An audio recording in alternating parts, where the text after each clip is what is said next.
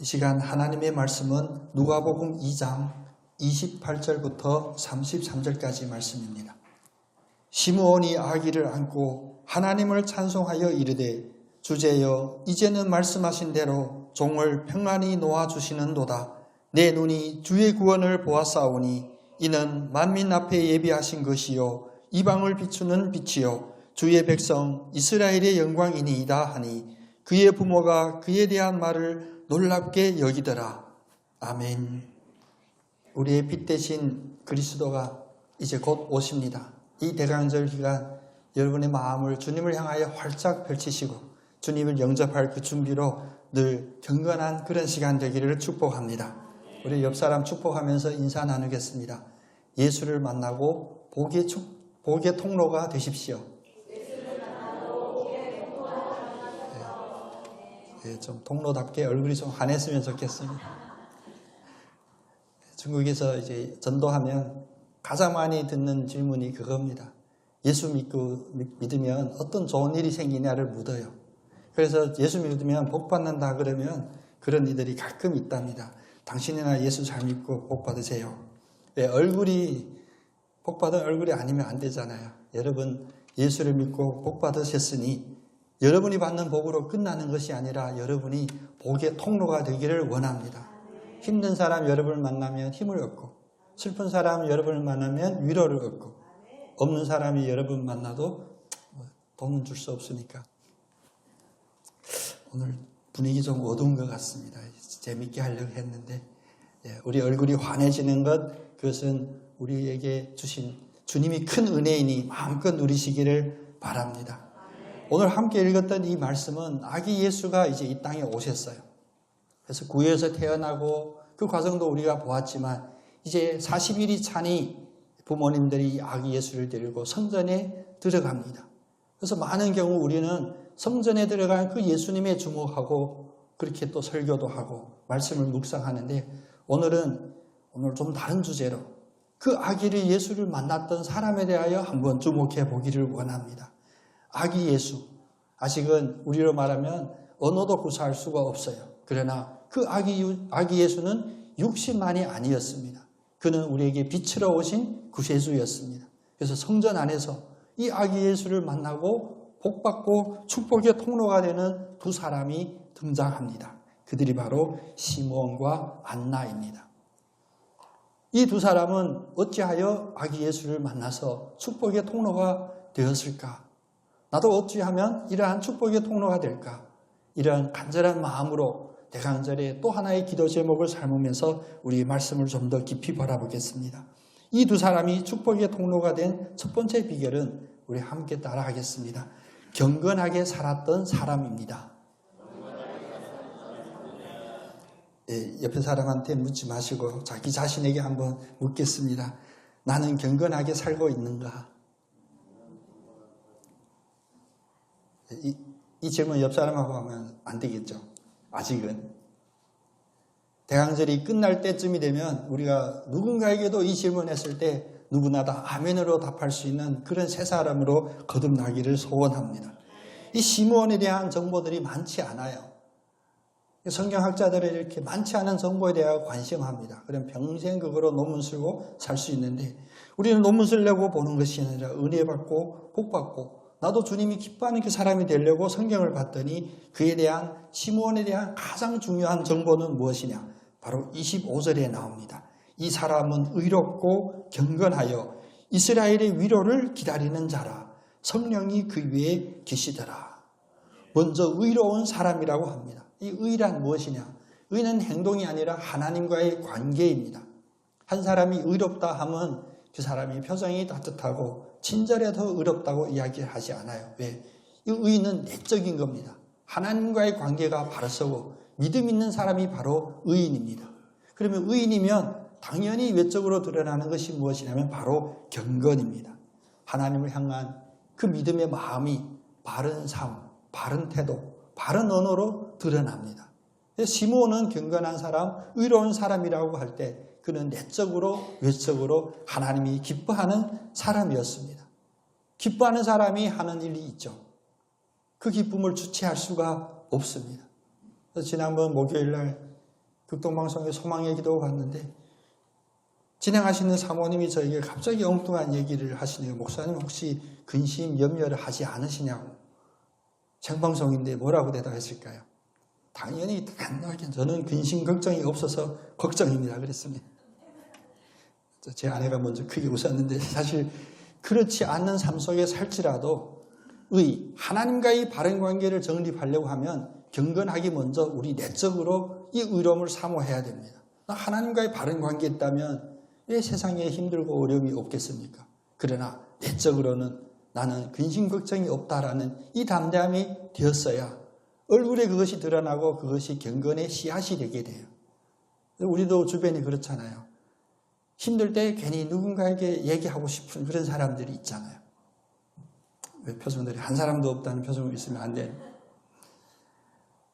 이 세상 어디엔가 하나님이 예비해 주신 그런 사람들이 있습니다. 바로 외적으로 경건하게 살지만 그 경건에 우리가 주목하는 것이 아니라 내적으로 하나님과의 바른 관계, 이 의가 이루어졌을 때 그 경건한 사람들이 도처에 있게 됩니다. 시몬은 성전에 살았고 많은 사람들이 시몬을 봤을 때 그에게는 그냥 외적인 모습으로 경건하다고 평가했었는데 오늘 말씀을 보니까 그 경건함의 뿌리가 바로 이 내적인 의에 있었습니다.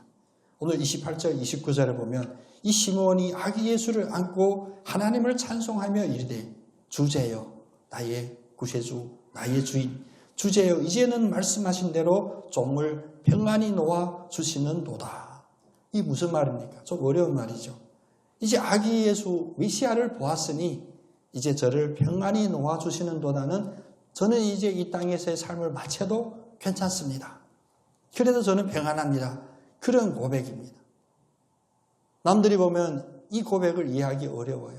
남들에게 경건하다고 평가받는 이들은 외적으로 어찌하면 더 좋은 모습으로 남겨질까? 그런 이미지를 여러 사람들에게 비칠까 이런데 의로운 경건한 자는 무엇이냐? 끝까지도 마지막까지도 주님 앞에서는 이 내적인 의를 기반으로 두셨습니다. 그래서 아기 예수를 만났을 때 세상 사람들이 나에 대한 평가가 어찌합니다를 이야기하는 것이 아니라 이제 이 메시아 아기 예수를 만났으니 이제는 나에게 약속하신 대로 저를 평안히 놓아주셔도 됩니다라는 이런 담대한 고백을 하는 겁니다. 어제도 요즘 장례 치르는 시즌이다라고 목회자들 이야기하고 환절기일 때 어르신들 특별히 머리 따뜻하게 하고 목도리 하시고 입시로 합니다. 근데 꼭 이건 연령하고 관계되는 게 아니에요. 67세 되고 저는 형이 없이 컸거든요. 어렸을 때 누나들은 싫고 형 하나 있었으면 좋겠다 이런 마음이었어요. 그러면 어디가 싸워도 좀 힘이 되고 얻어 터지고 와도 하소연할 때가 있고 근데 친구를 그래서 많이 좋아하고 사람을 좋아했는데 제가 또 교만하거든요. 근데 형이라고 부르는 사람이 사실은 없었어요. 진심으로 내 형같이 느끼고 부르는 사람이 없었는데 예수 믿고 나서 딱 한 명 만났습니다. 제가 형같이 생각했던 분인데 그분이 66세 너무 빠르죠. 66세에 지난 금요일 새벽에 돌아가신 거예요. 제 마음을 추스릴 수가 없어서 갔더니 장례에 가서 뭐 하겠습니까? 근데 교회 다니는 분이니까 또 사의를 해야 돼. 아들 없이 딸 둘인데 아직 결혼도 안 했고 그 새 여인을 보니까 너무 마음이 아픈 거예요. 저보고 어떻게 해야 되나? 큰딸이 나고 이 장례를 내가 어떻게 마무리를 해야 되나 모르겠대요. 지금까지도 그게 지금 마음의 부담으로 와 있는데 월요일 날 발인하는데 마무리를 어떻게 해야 될지를 모르겠대요. 셋이서 그냥 울어요. 근데 영정사진 보니까 제가 익숙했던 장례식장인데 제가 십몇 년 그 장례식장에 제 넥타이까지 걸려 있었어요. 수시로 장례해 놔가지고. 그리고 뭐 하나 받겠냐면 그 영정사진 뒷면이 이 움직이는 배경을 넣었더라고요. 그래서 자칫하면 살아계신 모습 보는 것이 동영상처럼 보이는 거예요. 우는 형수 아이들 보니까 같이 눈물 나는데 그 영상 보니까 그 장례식장 참 칭찬해 줄만 해요. 너무 그 환하게 웃는 그 모습의 사진을 영정사진으로 그렇게 써놓은 거예요. 남들은 그분에 대한 여러 가지 평가 있을 겁니다. 심지어 부인도 딸들도 여러 가지 평가가 있겠지만 저는 제 나름대로 그분을 형이라 부른 이유는 그분이 뭐 재산이 많아서도 아니고 그분이 젊었을 때 복싱했는데 공주지역의 유명한 주먹이거든요. 그래서 제가 형이라 부른 게 아니에요. 그가 그런 삶을 어려운 삶을 살았을지라도 주님에 대하여 의롭게 서는 그 모습을 보았습니다. 그래서 장례식장에서 아마 많은 사람들이 경건하다고 이야기는 하지는 않을 거예요. 왜? 외적인 모습만 보았을 때. 저는 20년 넘게 그분과 교제하면서 그 집에 같이 살고 그러면서 뭘 봤냐? 그 형 마음에는 주님을 진정으로 믿고자 하는 그 의로움이 있었어요. 그리고 그 의로움을 어떻게 경건함으로 표현할까 늘 고민했습니다. 근데 그 표현이 많은 사람들이 좀 받아들이기 어려웠을 거예요. 왜? 바른 소리 잘하고 어디 가면 목소리 크고 약간만 비틀어지면 막 야단하고 그래서 장례식장에 사람도 많지 않았었는 것 같은데 우리의 경건은 외적으로 드러나는 그 경건은 이 내적인 의에 완전히 100% 의지하지 않으면 그것은 주님이 기뻐하는 그런 경건이 아니 됩니다. 그래서 결국 마지막에도 이 시몬처럼 삶의 어느 순간이든지 외적인 평가에 주목하는 것이 아니라 내적으로 이제 주님 이 메시아를 만나게 했으니 저는 이 세상의 삶을 내려놓아도 좋습니다라는 이런 고백이 드러나는 거예요. 마음이 찔리는 질문일 수도 있는데 우리는 왜 예수를 간절히 원하고 예수를 만나려고 합니까? 내가 좀 편하려고 나의 문제가 해결되기 위하여 아닙니다. 우리가 예수를 진정으로 만나는 그 순간은 무엇이냐? 이 세상의 모든 것이 물질이든 인간관계든 모든 것이 다 허무하게 느껴지고 사도 바울처럼 내가 배설물처럼 버릴 수 있습니다라는 이런 결단이 있는 자가 참으로 경건한 자입니다. 이런 경건한 사람이 바로 예수를 만나니 그가 축복의 통로로 붙잡힘을 받게 됩니다.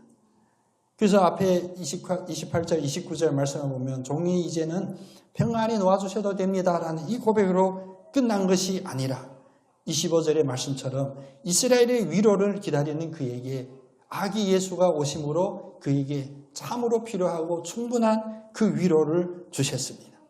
안나도 마찬가지입니다. 우리 함께 읽은 그 뒷부분을 보면 38절에 보면 예루살렘의 성량을 기다리는 모든 사람에게 안나가 증언을 해요. 미래에 향하여 비전을 가지고 꿈을 기다리는 사람에게 안나가 바로 그 축복의 통로가 되어서 예수 그리스도를 만남이 우리의 참으로 큰 위로가 되고 우리의 기대해야 됩니다라는 이 꿈을 전하는 증인으로 그 자리에 서게 있습니다. 여러분 꿈이라 하면 좀 막연하게 느끼죠. 요즘 특별히 뉴스를 보면 꿈을 가질 만한 이런 상황이 아닌 듯 하지만 아닙니다. 꿈은 인생을 아름답게 하는 것, 그것은 현실됐을 때. 그런데 꿈을 품으면 그 시작은 무엇이냐? 아직 꿈이 이루어지지는 않았지만 아름답게 살려고 하는 삶의 동기를 가지게 됩니다. 여러분 환경을 보고 여러분의 꿈을 짓밟지 마십시오. 군화도 총칼도 우리의 꿈을 짓밟을 수가 없습니다. 유대인들 탈무드에 보면 재미있는 이야기들이 많이 있습니다. 그래서 유행된 이런 말이 있습니다. 탈무드에 당신이 아직도 꿈을 꾸고 있다면 청년이다. 그러나 더 이상 꾸어야 할 꿈이 없다면 당신은 노인이다. 그래서 결코 연령에 대한 어떤 평가가 아닙니다. 우리가 살아있다, 청춘이라는 뭡니까? 파랗게 생기가 있는 그 삶을 가진 이는 뭐냐? 의롭고 경건함이 주는 축복인 바로 이 꿈을 품게 되는 거야. 어느 날에든 나 오늘 할 일이 있다. 해야 될 일이 있다. 근데 그날이 마무리할 때 그 일을 했냐 평가하면 안 됐을 수도 있습니다. 내가 하고자 했던 일을 이루지 못했을 수도 있습니다. 그러나 그 전익이 중요한 것이 아니라 하루에 시작될 때 하나님이 의롭고 경건한 사람에게 주는 이 꿈이라고 하는 이 아름다운 동기, 이것이 우리에게 가장 중요한 것입니다. 시므온과 안나는 성전에서 이 날을 기다렸어요. 아기 예수를 만나는 이 날까지 무엇을 기다렸냐? 주님이 부어줬던 메시아를 보게 될 그 꿈을 잊지 않고 품고 있었습니다. 그래서 오늘 경건한 삶을 살았던 그들에게 이 축복이 이루어졌습니다. 2024년 대강절 기간 여러분 경건함에 대한 평가의 기준에 우리가 매이지 않고 내적으로 우리가 의롭고자 하는 그 결단을 가지고 꿈을 품을 때 반드시 아기 예수 메시아를 만나는 그 축복이 올 대강절에 여러분에게 임재할 줄로 믿습니다. 두 번째로 시므온과 안나가 축복받은 통로가 될 수 있는 그 이유는 그들은 성령으로 꿈을 꾸는 사람들이었습니다. 우리 한번 같이 고백해 볼까요? 성령으로 꿈을 꾸는 사람이 되겠습니다. 예, 엄청 중요한 고백입니다. 꿈을 꾸다라고 하면 앞에 우리가 핵심이 빠져 있어요. 소위 말하면 안고가 빠져 있습니다. 그냥 꿈을 꾸는 것, 물론 잠을 오래 자면 꿈을 꿉니다. 불편한 자리에서 잠을 자면 꿈을 꾸는데 우리는 그런 걸 개꿈이라 그러죠. 성령으로 꿈을 꾸는 그런 아름다운 역사가 우리에게 임하기를 원합니다. 그래서 시므온에 대한 기록을 앞에 25절부터 27절만 봐도 매 절마다 빠지지 않고 이야기하는 부분이 있습니다. 성령이 그 위에 계시더라. 성령의 지시를 받았더니 성령의 감동으로 성전에 들어가며 성령으로 시므온의 삶을 충만하게 해주셨습니다. 참된 성도이냐 아니냐의 그 구별점은 어디에 있냐? 외적인 경건함은 그것은 외적으로 보이는 거지만 앞에 의가 이 경건함을 규정하듯이 내적으로 성령의 인도함을 받는 자가 바로 참된 그리스도인입니다. 여러분 성령의 인도함 받은 그런 삶을 살았던 그런 간증들도 많이 있죠. 그러나 하루 24시간 동안 성령의 인도함을 받았다라고 고백하는 것 쉽지는 않습니다. 그래서 우리 유괴 사람이 될 때도 많아요. 기도 마치고 일어서는 순간부터 유괴 사람이 될 수도 있고요. 예배 마치고 주차장에 도착하는 순간 유괴 사람이 될 수도 있습니다. 그러나 우리의 마음속에 잊지 말아야 될 것은 우리는 유괴 사람이 아니라 성령으로 꿈꾸는 사람이 되겠습니다라는 이 믿음의 결단은 늘 잊지 않기를 원합니다. 우리의 생각이 우리의 행위를 규정하듯이 이제 고린도전서 2장 24절 말씀처럼 육에 속한 사람은 하나님의 성령의 일을 생각하지도 않는다라고 말씀하셨습니다. 그뿐만 아닙니다. 육에 속한 사람은 하나님의 성령의 일을 보기에 어리석은 것으로 보이고 또 그것을 알지도 못하고 그래서 우리에게는 모든 일을 바라보는 영적인 분별력이 필요한 것입니다. 장례식 갔더니 여러 가지 이야기들을 하는데 여기 원로 목사님 계세요. 지금 96세인데 아직 생전이세요. 이분들이 결혼할 때도 그 목사님이 주례를 섰거든요. 근데 그분이 이 어머니 장례식 때 그 이야기를 하는 거예요. 하도 서글프게 우니까 엊그제 돌아가신 그 형이 사실 그 어머니 손에 유복자로 이렇게 컸어요. 혼착 큰 거예요. 그리고 어머니 돌아가셨으니까 얼마나 육신적으로 슬펐겠어요. 덩치도 큽니다. 190 되는데 그 덩치에 막 애기처럼 막 우니까 그 원로 목사님이 갑자기 소리를 버럭 지르더래. 울지 마 새끼야. 깜짝 놀라가지고 웃음이 딱 멈춘 거야. 왜 울어? 네가 엄마 책임도 못 지고 엄마 행복하게도 못할 주제에 왜 울어? 천국 갔는데 기뻐해야지. 네, 우리 신권사님 아멘해서 축복받을 줄 믿습니다. 그래서 멈췄다는 거예요. 그 이야기를 듣는 왜 그 자리에서 이런 이야기가 나왔을까? 다 성령이 그 자리를 주장하는 거예요. 하도 그 부인과 두 딸이 작은 딸 막 걱정이 돼요. 저래다 병원 가야 되지 않나 싶을 정도로 밥도 안 먹고 물도 안 마시고 그리고 울고 있는 그 자리에 그 이야기가 왜 나왔냐? 성령이 그 자리에 있는 모든 사람 한 사람을 만지시는 거예요.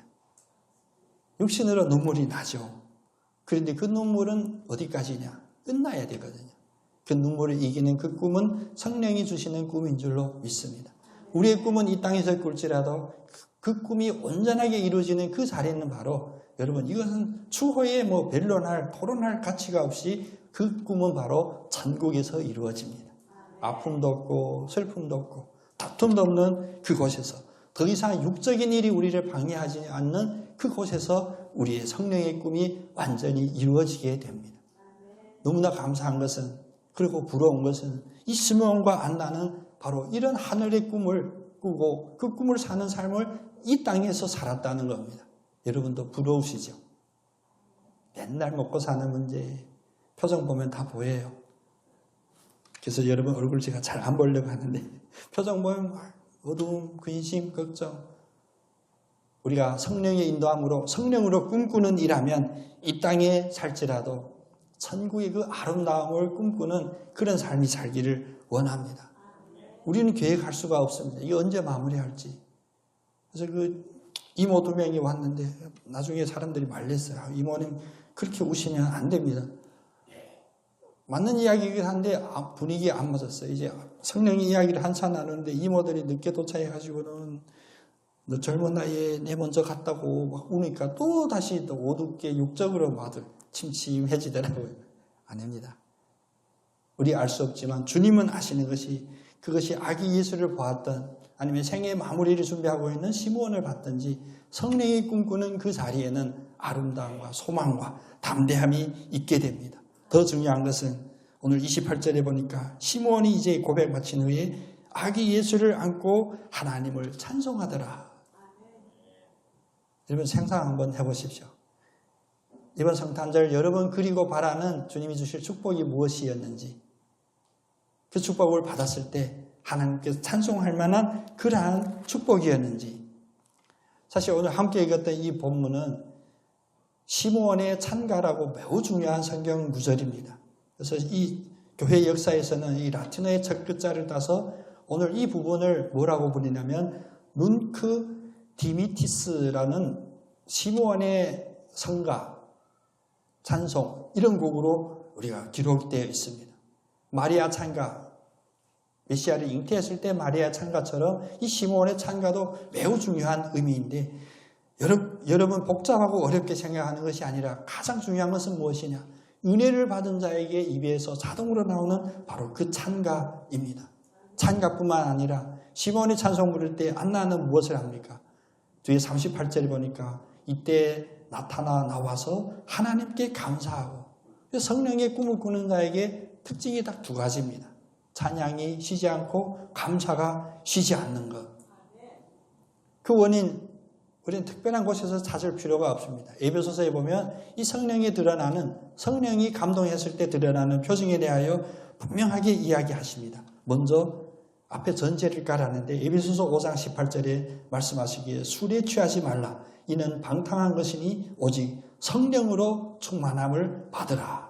그러고 나서 성령의 충만함을 받았을 때 성령에 취했을 때 그 결과를 말씀하십니다. 19절에 시와 찬송과 신령한 노래들로 서로 화답하며 마음으로 주께 노래하며 찬송하며.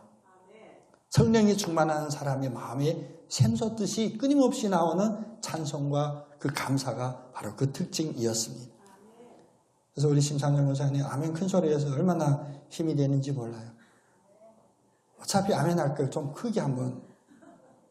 제가 아멘 한다고 야단치는 목사님을 부흥 강사로 절대 안 모실 거니까 여러분 걱정하지 마시고.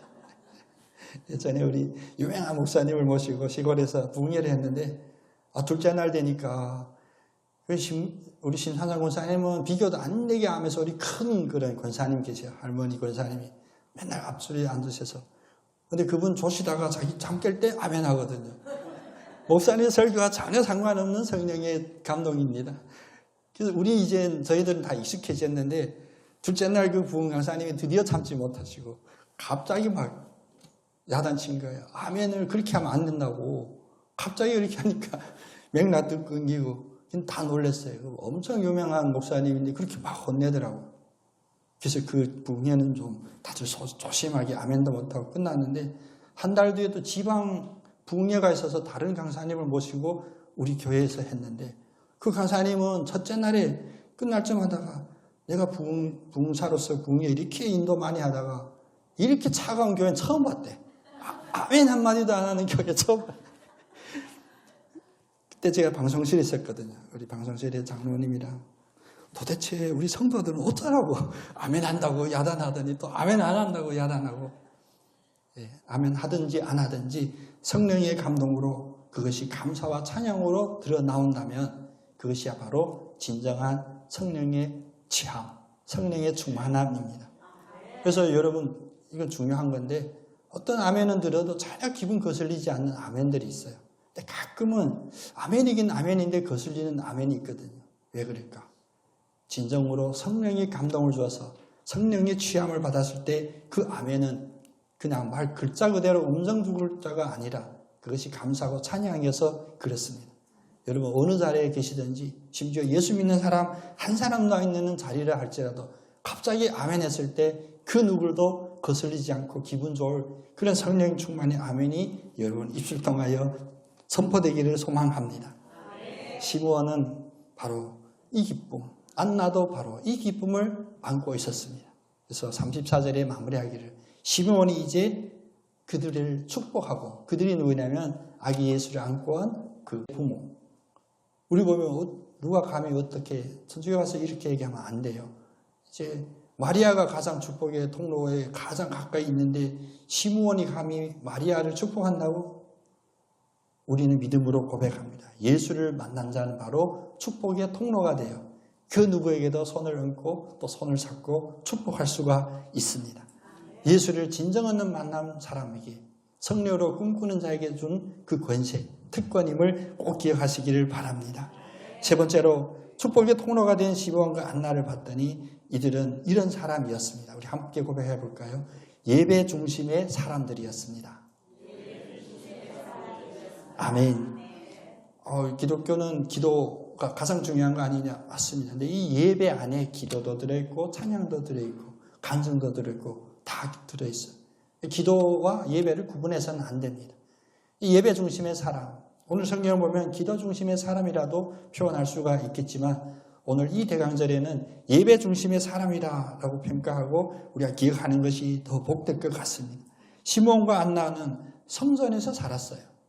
근데 성전에서 먹고 사고 해서 살았다가 아니라 그들이 왜 이 성전에서 살았냐? 바로 이 예배를 하나님과 가까이 하고 하나님과의 의라고 하는 이 관계를 정립하는 그 자리를 사모하며 그것에 중심을 두었기 때문입니다. 그래서 오늘 2장 27절에 보면 시므온에 대하여 이야기할 때 성령의 감동으로 성전에 들어가매. 오늘 주일 됐으니까 교회 가야지. 오늘 내가 대표 기도니까 교회 가야지. 저도 지금 어제 늦게까지 분주하게 다니다가 하루 쉬고 싶은데 담임 목사니까 설교하러 나가야지. 이런 생각으로 성전에 들어간 것이 아니라 성령의 감동을 받았을 때 성전으로 들어갔다라고 합니다.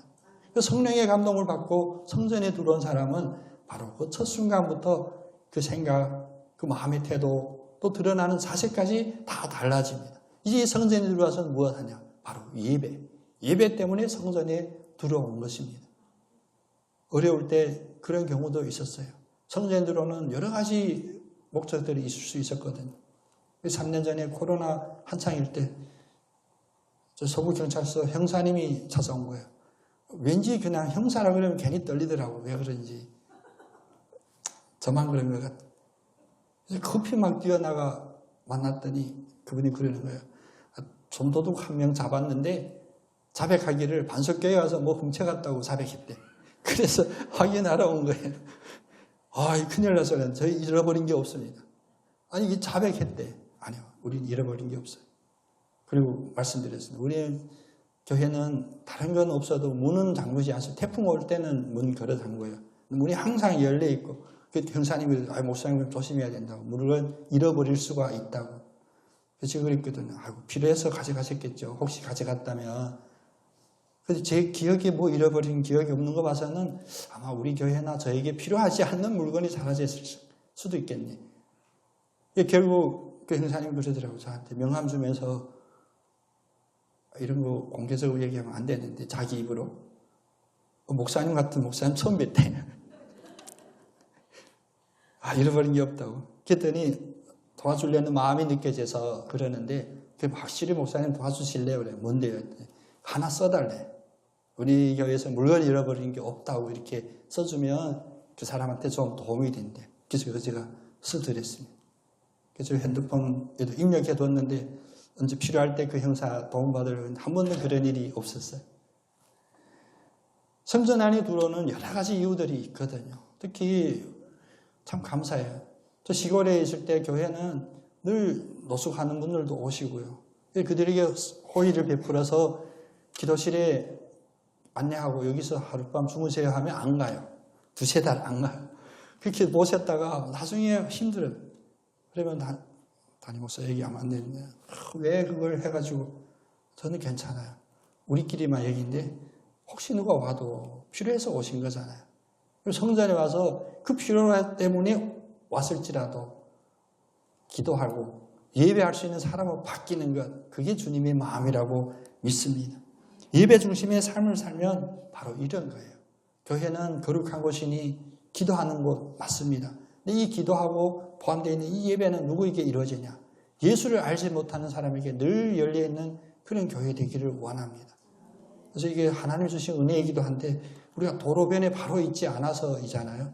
그래서 어느 교회 갔더니 잠겨 있더라고요. 왜 그랬는데 지나가는 사람들 화장실 사용해서 잠궜대. 근데 속으로 그렇게 친한 목사님이 아니니까 그런데 안 되겠다 했어요. 그 화장실 쓰는 것마저도 열어줬으면 좋겠는데. 근데 우리가 열려 있으니까 지난번 집사님하고도 그 간증했지만 초반에 한 3-4명 왔어요. 삶을 마치려고 2호 해수욕장 왜 그렇게 갔는지 모르겠어요. 거기 삶 마치기에는 적합한 위치 아닌데 바닷물 깊지도 않고. 근데 거기 가서 바다 한번 보고 끝내려고 했대요. 그래도 목은 갈증이 나고 배도 고프고. 근데 여기 가다가 교회 보이니까 왔는데 문이 열려 있어서 물 한 모금 마시다가 저 만난 거예요. 3명이나 그런 분들 만났어요.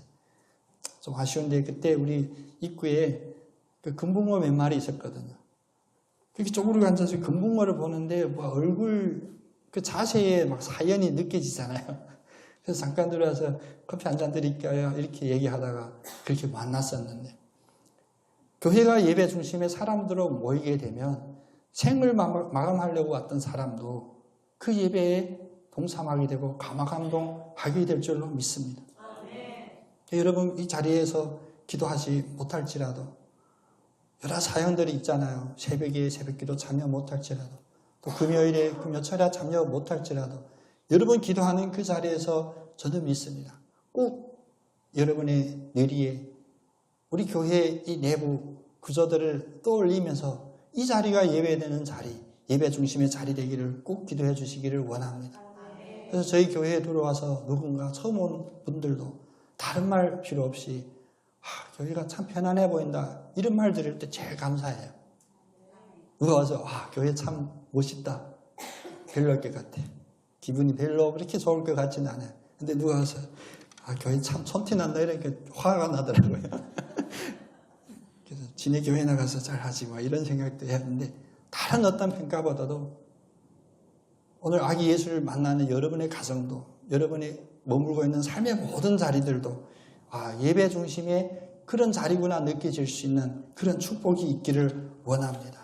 성전은 구약에서는 이제 건물에만 한정됐지만 이제 예수 그리스도가 오면서 이제 신약 시대가 열린 이후로는 이 성전은 더 이상 건물뿐만 아니라 건물을 포함한 모든 사람의 그 마음까지도 이야기를 합니다. 그래서 오늘 앞에 있던 이 안나와 시므온의 이 구약적인 삶을 살았던 그들이 이제 아기 예수를 만나고 더 중요한 것은 성령의 감동을 받아 성전에 들어갔을 때 아기 예수를 만나고 그래서 그들이 의롭고 경건한 삶을 살았던 그들이 궁극적으로는 축복의 통로가 되어서 다시 오늘 말씀처럼 다시 그 아기 예수를 붙잡고 축복해주는 그런 복된 사람이 된 것을 우리가 생각할 때 이번 대강절에는 그 역사가 여러분의 삶에도 이루어지기를 소원하고 또 그렇게 이루어질 줄로 믿고 기도하겠습니다. 오늘 교회들이 여러 가지 어려움이 있다고들 해요. 그래서 만나면 다 힘든 이야기를 하는데 어느 시대든 힘들지 않았을 때가 없었습니다. 그 느낌은 차이가 있죠. 근데 오늘 내가 느끼는 느낌이 가장 아픈 느낌이라고 다들 우기고 있습니다. 그래서 전대미문의 어려움, 유사일에 없었던 이런 어려움은 없었다 다들 이야기하는데 그럼 거꾸로 우리가 그럴 가능성은 없지만 100년 전, 2000년 전 초대교회 성도들 만나서 당신의 힘듦과 나의 힘듦 비교해 봅시다 하면 초대교회 성도들 더 우길 거예요. 우리가 더 힘들었다고. 이런 힘듦의 강도에 우리가 주목하지 말고 힘듦에도 불구하고 우리에게 늘 베풀어 주시는 그래서 해마다 찾아오는 그 아기 예수. 왜 찾아왔을까? 해마다 깨닫지 못하는 우리를 끝까지 버리지 않으시고 한 명이라도 구원하시려고 2024년대는 오늘까지도 참으셔서 또 아기 예수를 보내주시는 그 예수를 만났을 때 아까 우리 신권사님 기도했지만 나만 복받는 그런 믿는 신자가 아니라 이제 우리가 그 축복의 통로가 되는 그 아름다운 꿈을 2025년의 꿈을 우리가 함께 꾸어가기를 소원합니다. 찾아오신 아기 예수를 만나 경건한 삶, 성령의 감동, 그리고 예배 중심을 삶을 살 때 여러분 모두 반드시 축복의 통로가 될 줄로 믿고 축복합니다. 오직 성경 오직 그리스도 오직 은혜 제주 반석교회 주의 말씀에 마음을 열면